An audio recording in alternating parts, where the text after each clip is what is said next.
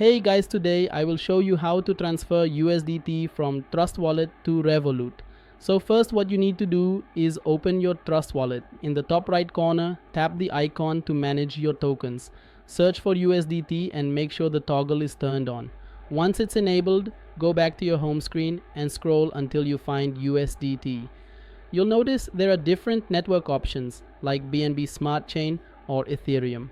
For this example, let's choose the Ethereum version and then tap send. Now you'll need the receiving address and the amount you want to transfer.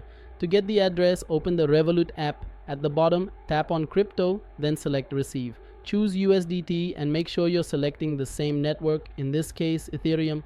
Revolut will show you a QR code and your wallet address. You can either scan the code or copy the address. Go back into Trust Wallet, paste that address in, type the amount you want to send, and then tap next.